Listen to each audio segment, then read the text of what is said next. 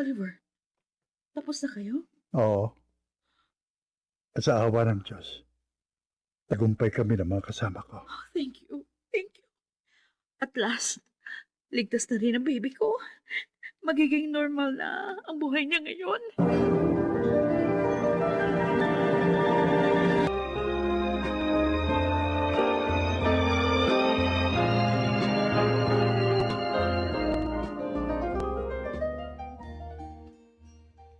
Daddy, dito po kayo.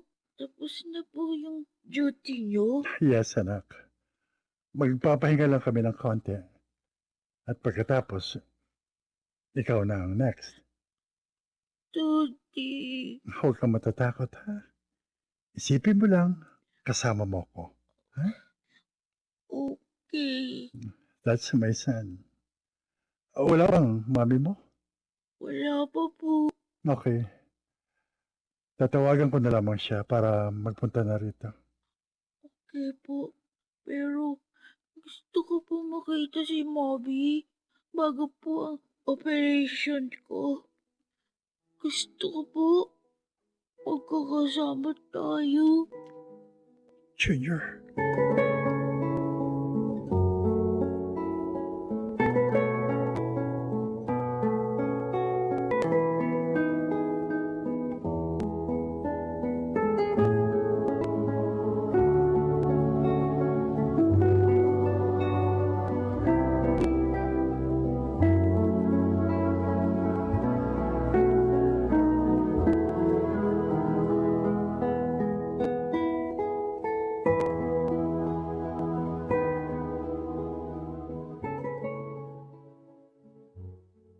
Bakit ho, Aling Tinay?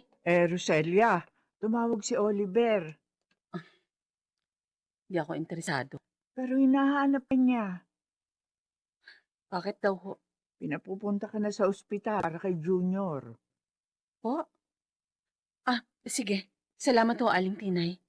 Roselia, sana naman kalimutan mo muna yung nararamdaman mong galit kay Oliver. Aling Tinay, At iukol mo ang iyong panahon sa inyong anak. nauunwaan ko po. Salamat sa payo.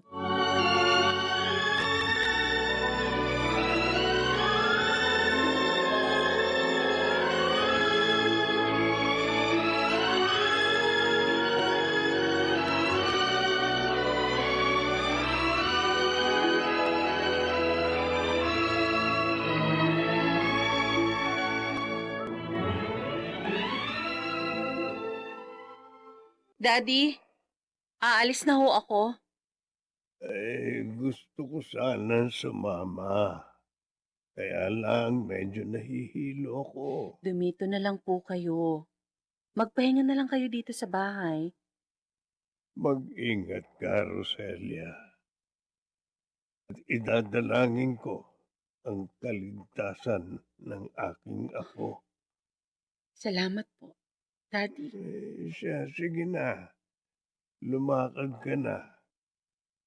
Balitaan mo ko agad sa resulta, ha?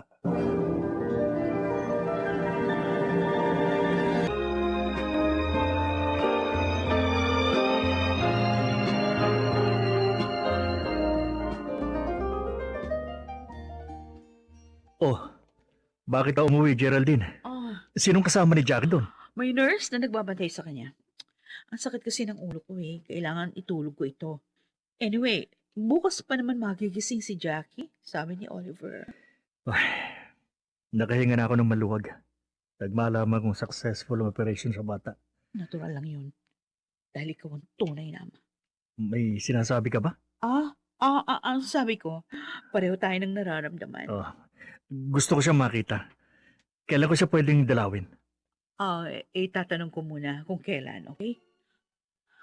Leandro, salamat. Salamat sa lahat.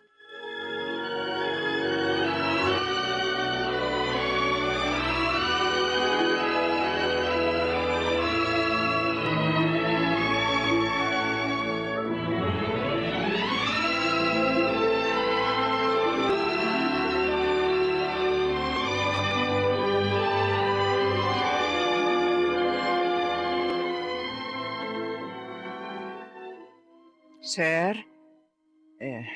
mukhang malalim po yata iniisip nyo. Pinipilit kong lakasan ang aking loob, Tinay.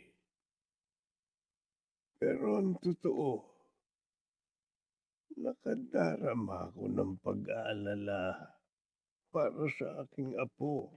Sir, kahit po galit kayo sa inyong anak, sana naman po magtiwala pa rin kayo sa kanya. Tinay, hindi kasi lahat ng ino-opera sa puso nakaliligtas. Opo, alam po natin yun, pero kahit po ganoon, higit pa rin kayo magtiwala sa Diyos, sir.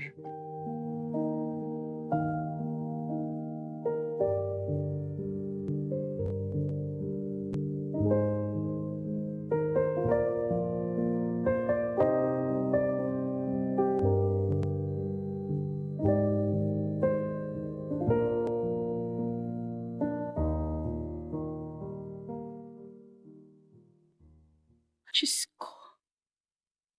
Abot-abot po ang kaba at pag-aalala ko.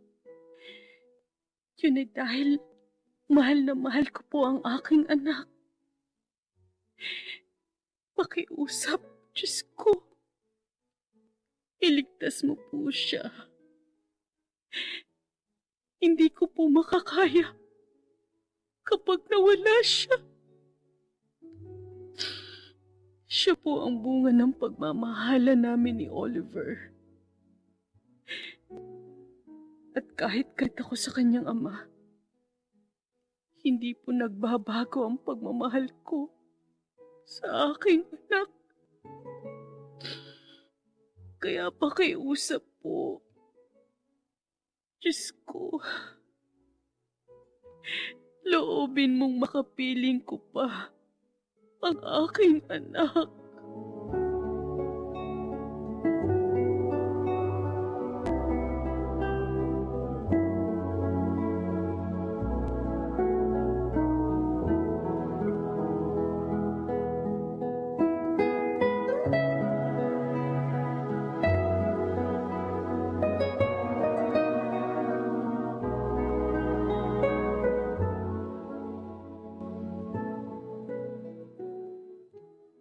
Bobby, mabuti po. Nandito na kayo. Oo, anak. Medyo natagalan ako kasi dumaan pa ako sa chapel nitong hospital eh. Pinag-pray niyo po ako. Oo, Junior. Thank you po. Rosalia, dadalhin na si Junior sa operating room. Anak, huwag kang kakabahan ha.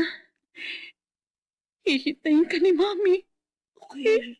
Yes po. Sige na, Oliver. Dalhin mo na siya. At sana, gawin mo ang lahat para mailigtas si Junior. Oh, Rosalia. Pangako.